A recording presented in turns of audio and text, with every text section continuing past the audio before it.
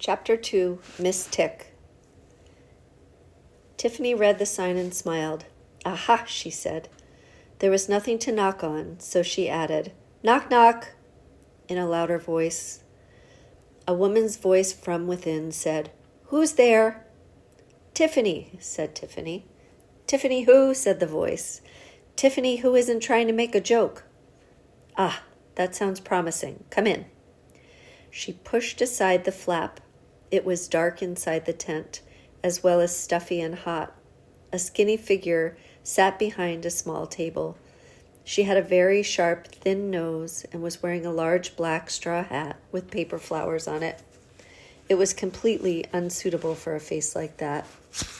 Are you a witch? Said Tiffany. I don't mind if you are. What a strange question to spring on someone, said the woman, looking slightly shocked. Your Baron bans witches in this country. You know that. And the first thing you say to me is, Are you a witch?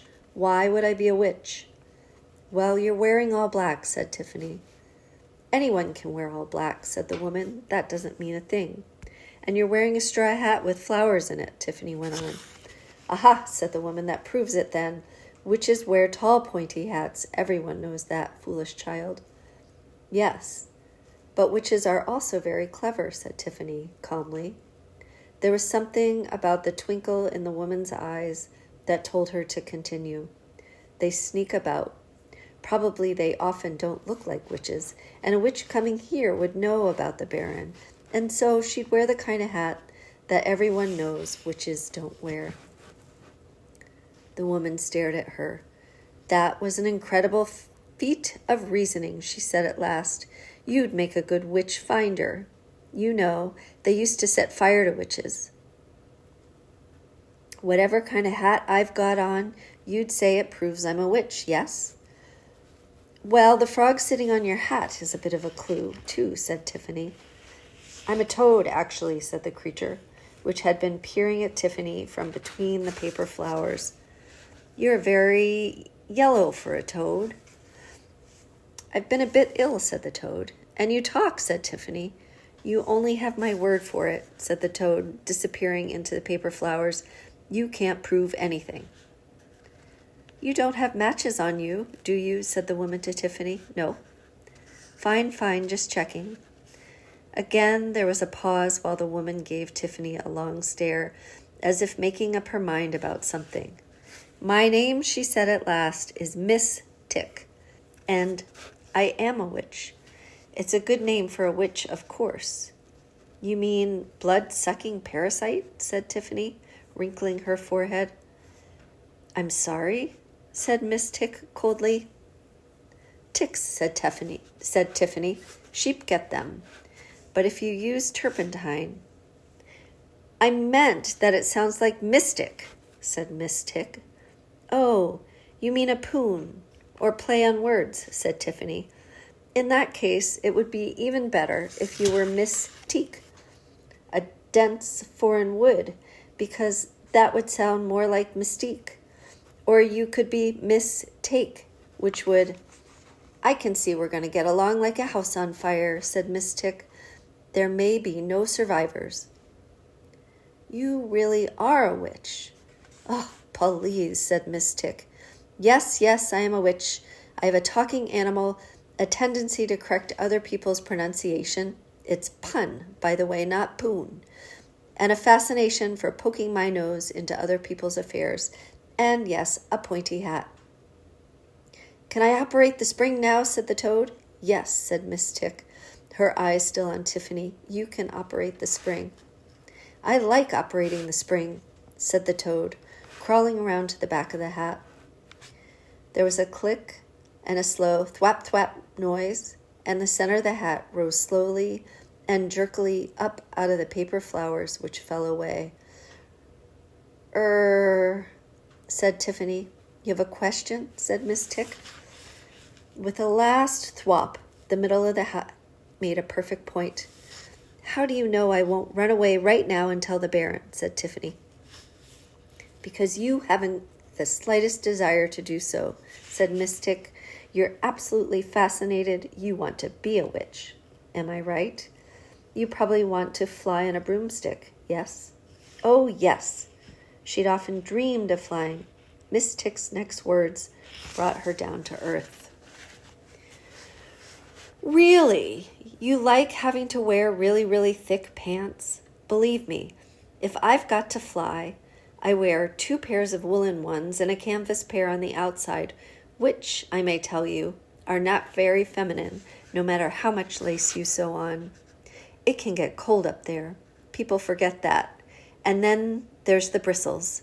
Don't ask me about the bristles. I will not talk about the bristles. But can't you use a keeping warm spell? Said Tiffany.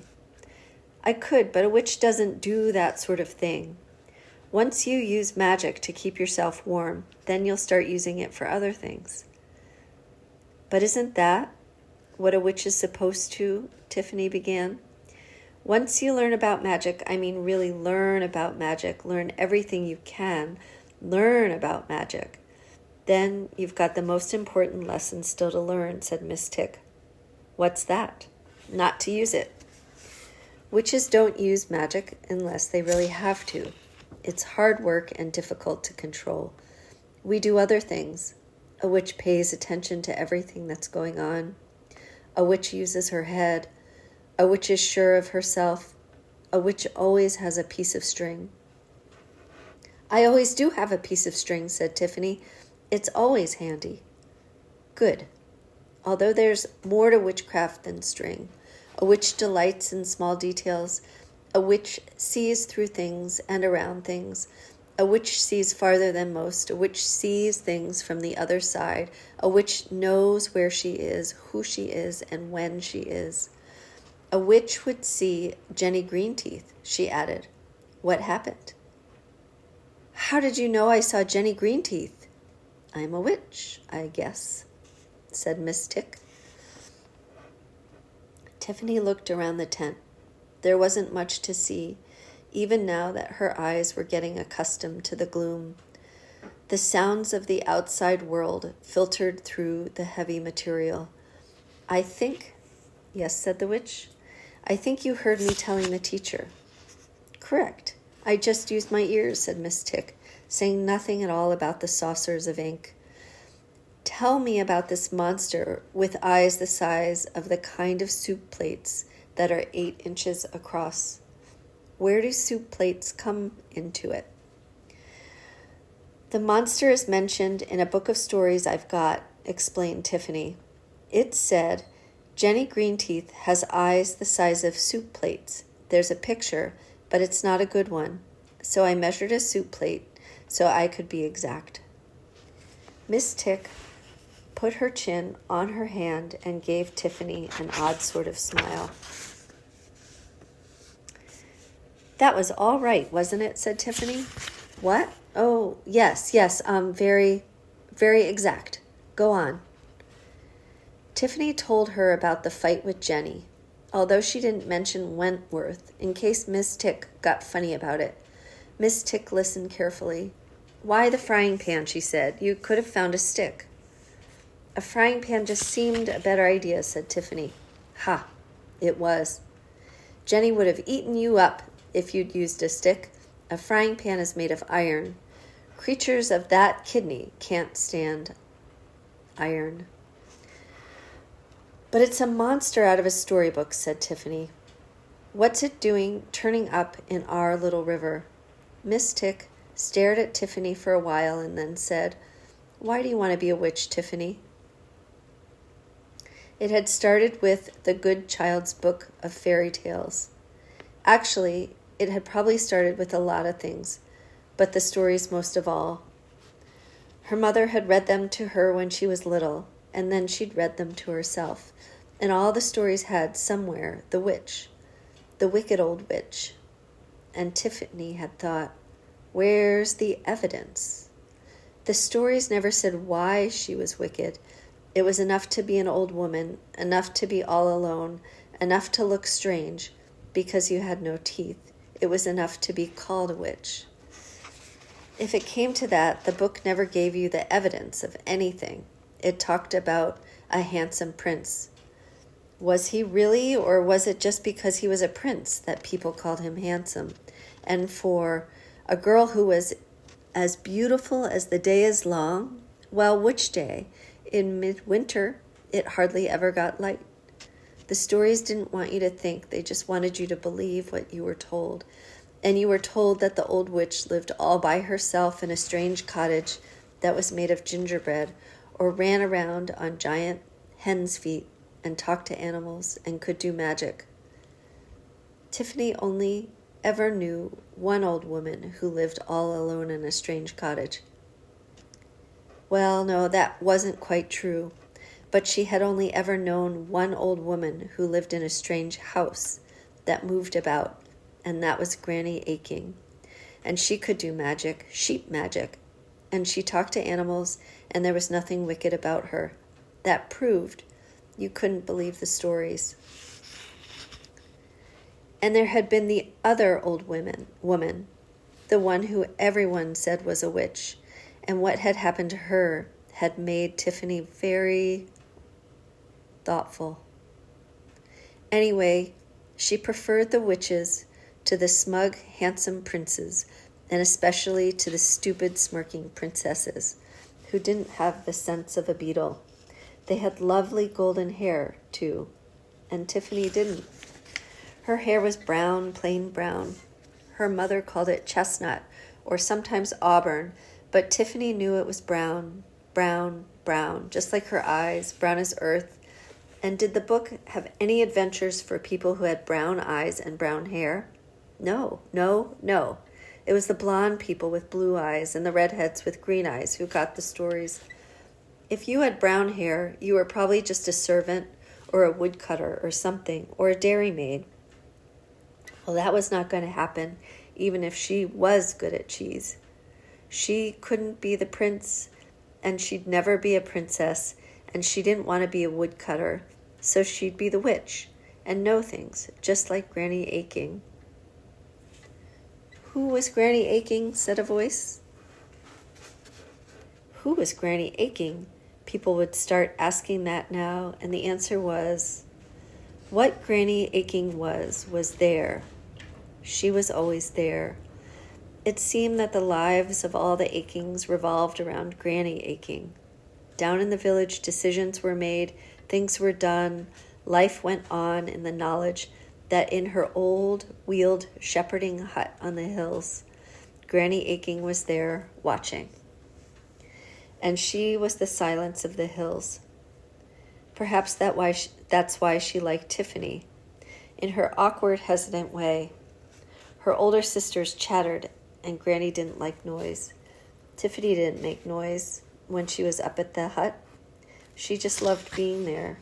She'd watch the buzzards and listen to the noise of the silence. It did have a noise up there. Sounds, voices, animal noises floating up onto the downs somehow made the silence deep and complex. And Granny Aching wrapped this silence around herself and made room inside it for Tiffany. It was always too busy on the farm. There were a lot of people with a lot to do. There wasn't enough time for silence. There wasn't enough time for listening. But Granny Aching was silent and listened all the time. What? Said Tiffany, blinking. You just said Granny Aching listened to me all the time, said Miss Tick. Tiffany swallowed. I think my grandmother was slightly a witch, she said with a touch of pride. Really? How do you know? Well, witches can curse people, right? Said Tiffany. So it is said Miss Tick diplomatically. Well, my father said Granny Aching cussed the sky blue, said Tiffany. Miss Tick coughed. Well, cussing isn't like genuine cursing. Cussing's more like dang and botheration and darned and drat, you know. Cursing is more on the lines of, I hope your nose explodes and your ears go flying away. I think Granny's cussing was a bit more like that. A bit more than that, said Tiffany in a definitive voice. and she talked to her dogs. And what kinds of things did she say to them, said Miss Tick. Oh, things like, come by, and away to me, and that'll do, said Tiffany. They always did what she told them. But those are just sheepdog commands, said Miss Tick dismissively. That's not exactly witchcraft. Well, that still makes them familiars, doesn't it? Tiffany retorted, feeling annoyed. Witches have animals they can talk to, called familiars, like your toad there. I'm not familiar, said a voice from among the paper flowers. I'm just slightly presumptuous. And she knew about all kinds of herbs, Tiffany persisted. Granny Aching was going to be a witch, even if Tiffany had to argue all day. She could cure anything. My father said she could make a shepherd's pie stand up and baa. Tiffany lowered her voice. She could bring lambs back to life. You hardly ever saw Granny Aching indoors in the spring and summer. She spent most of the year sleeping in the old wheeled hut, which could be dragged across the downs after the flocks. But the first time Tiffany could remember seeing the old woman in the farmhouse, she was kneeling in front of the fire, putting a dead lamb in the big black oven. Tiffany had screamed, and Granny had gently picked her up, a little awkwardly, and sat her on her lap, and shushed her and called her my little Jigget, while on the floor her sheepdogs, Thunder and Lightning, watched her in doggish amazement. Granny wasn't particularly at home around children, because they didn't baa. When Tiffany had stopped crying out of sheer lack of breath, Granny had put her down on the rug and opened the oven, and Tiffany had watched the lamb come alive again. When Tiffany got a little older, she found out that Jigget meant 20 in the Yan Tan Tethera, the ancient counting language of the shepherds. The older people still used it when they were counting things they thought of as special. She was Granny Aching's 20th grandchild, and when she was older still, she also understood all about the warming oven, which never got more than, warm. Her mother would let the bread dough rise in it, and Ratbag the cat would sleep in it, sometimes on the dough. It was just the place to revive a weak lamb that had been born on a snowy night and was near death from the cold. That was how it worked. No magic at all, but that time it had been magic, and it didn't stop being magic just because he found out how it was done. Good, but still not exactly witchcraft, said Miss Tick, breaking the spell again. Anyway, you don't have to have a witch ancestor to be a witch. It helps, of course, because of heredity.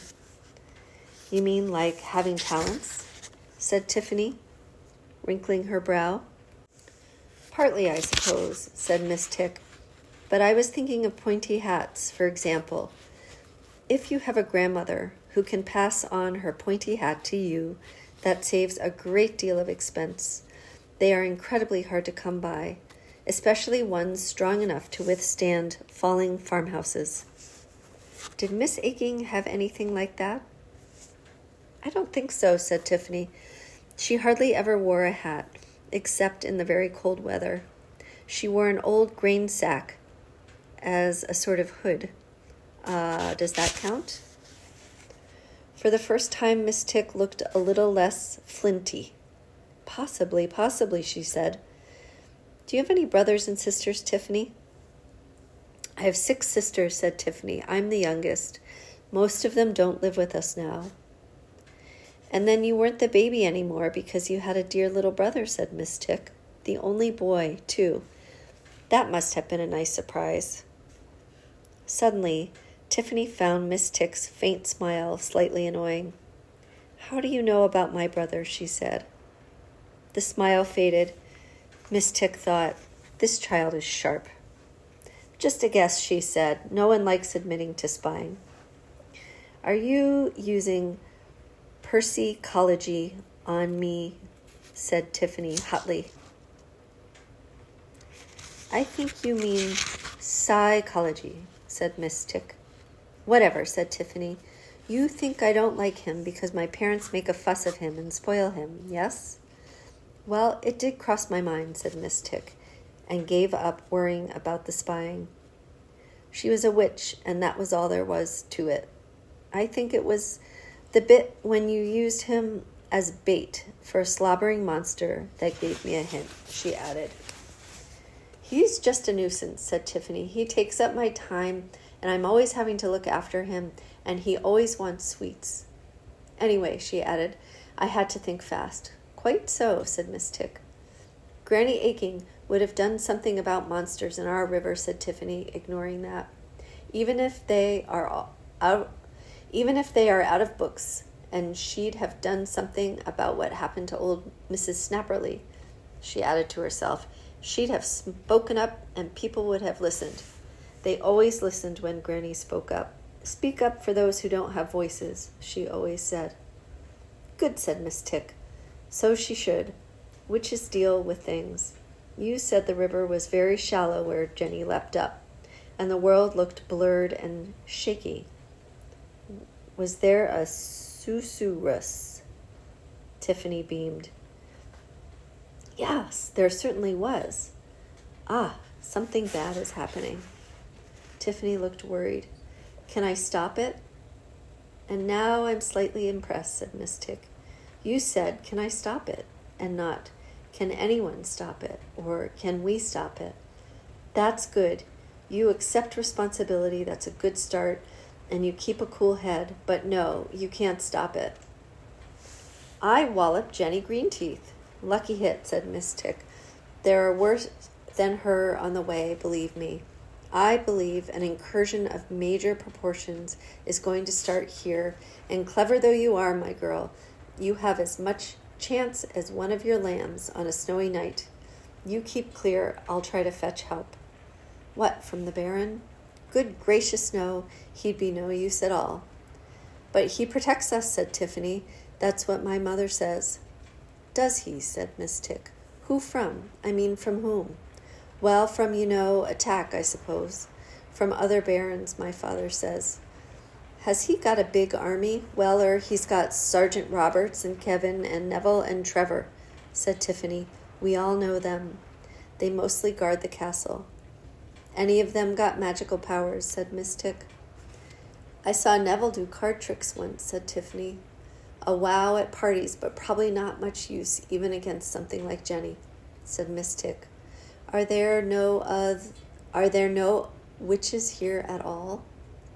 Tiffany hesitated. There was old Mrs. Snapperly, she said. Oh, yes. She'd lived all alone in a strange cottage, all right.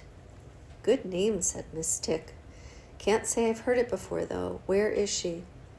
She died in the snow last winter, said Tiffany slowly. And now tell me what you're not telling me, said Miss Tick, sharp as a knife. She was begging, people think. But no one opened their doors to her, and it was a cold night, and she died. And she was a witch, was she? Everyone said she was a witch, said Tiffany. She really did not want to talk about this. No one in the villages around here wanted to talk about it. No one went near the ruins of the cottage in the woods either. You don't think so? Tiffany squirmed. You see, the Baron had a son called Roland. He was only 12, I think, and he went riding in the woods by himself last summer, and his dogs came back without him. Mrs. Snapperly lived in those woods, said Miss Tick. Yes, and people think she killed him, said Miss Tick. She sighed. They probably think she cooked him in the oven or something. They never actually said Tiffany, but I think it was something like that. And did the horse turn up, said Miss Tick. No, said Tiffany, and that was strange, because if it had turned up anywhere along the hills, the people would have noticed it. Miss Tick folded her hands, sniffled, and smiled a smile with no humor in it at all. Easily explained, she said. Mrs. Snapperly must have had a really big oven, eh? No, it was really quite small, said Tiffany, only 10 inches deep. I bet Mrs. Snapperly had no teeth and talked to herself, right? Said Miss Tick. Yes, and she had a cat and a squint, said Tiffany. And it all came out in a rush, and so after he vanished, they went to her cottage, and they looked in the oven, and they dug up her garden, and they threw stones at her old cat until it died, and they turned her out of her cottage, and piled up all her old books in the middle of the room, and set fire to them, and burned the place to the ground, and everyone said she was an old witch. They burned the books, said Miss Tick, in a flat voice. Because they said they had old writing in them, said Tiffany, and pictures of stars. And when you went to look, did they? Said Miss Tick. Tiffany suddenly felt cold. How did you know? She said. I'm good at listening. Well, did they? Tiffany sighed. Yes, I went to the cottage the next day, and some of the pages, had kind of floated up in the heat, and I found a part of one, and it had all old lettering and gold and blue edging, and I buried her cat. You buried the cat? Yes, someone had to, said Tiffany hotly. And you measured the oven, said Miss Tick. I know you did, because you just told me what size it was. And you measure soup plates, Miss Tick added to herself. What have I found here? Well, yes, I did. It was tiny. And if she could magic away a boy and a whole horse, why didn't she magic away the men who came for her? It didn't make any sense. Miss Tick waved into the silence. And then what happened? Then the Baron said no one was to have anything to do with her, said Tiffany. He said any witches found in this country would be tied up and thrown in the pond. You could be in danger, she added uncertainly. I can untie knots with my teeth, and I have a gold swimming certificate from the Quirm College for Young Ladies, said Miss Tick. All that practice at jumping into the swimming pool with my clothes on was time well spent. She leaned forward. Let me guess what happened to Mrs. Snapperly, she said. She lived from the summer until the snow, right? She stole food from barns, and probably women gave her food at the back door if the men weren't around. I expect the bigger boys threw things at her if they saw her. How do you know all this? Said Tiffany. It doesn't take a huge leap of imagination, believe me, said Miss Tick. And she wasn't a witch, was she? I think she was just a sick old lady who was no use to anyone and smelled a bit and looked odd because she had no teeth, said Tiffany. She just looked like a witch in a story. Anyone with half a mind could see that. Miss Tick sighed. Yes, but sometimes it's so hard to find half a mind when you need one. Can't you teach me what I need to know to be a witch, said Tiffany. Tell me why you still want to be a witch, bearing in mind what happened to Mrs. Snapperly. So that sort of thing doesn't happen again, said Tiffany.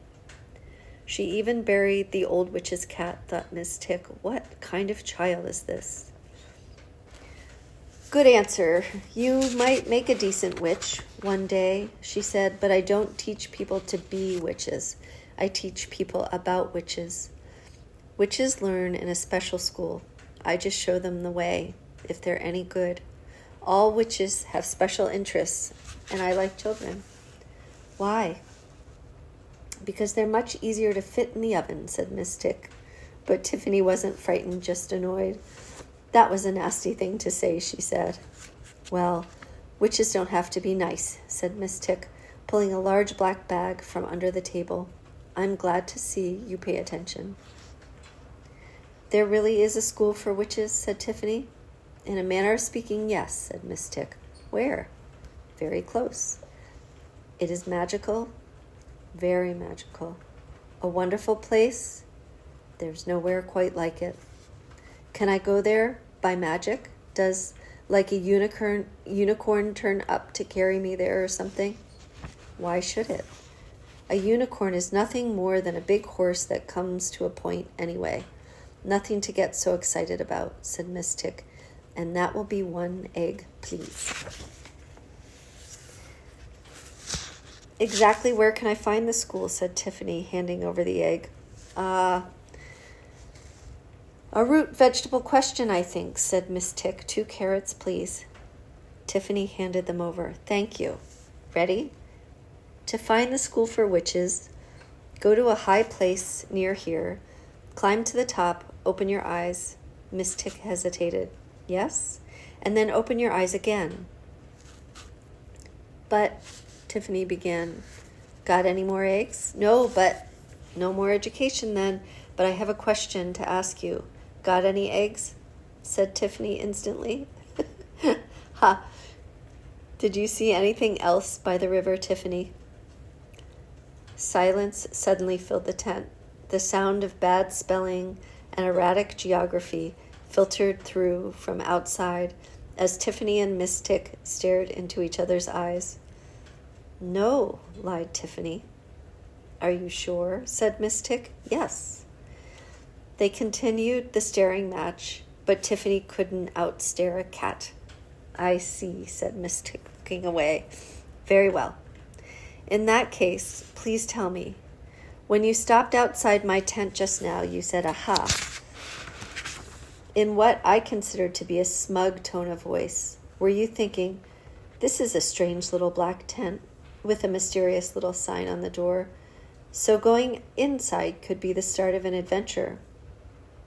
Or were you thinking, this could be the tent of some wicked witch, like they thought Mrs. Snapperly was, who will put some horrible spell on me as soon as I go in? It's all right. You can stop staring now. Your eyes are watering. I thought both of those things, said Tiffany, blinking. But you came in anyway. Why? To find out. Good answer. Witches are naturally nosy, said Miss Tick, standing up. Well, I must go. I hope we shall meet again.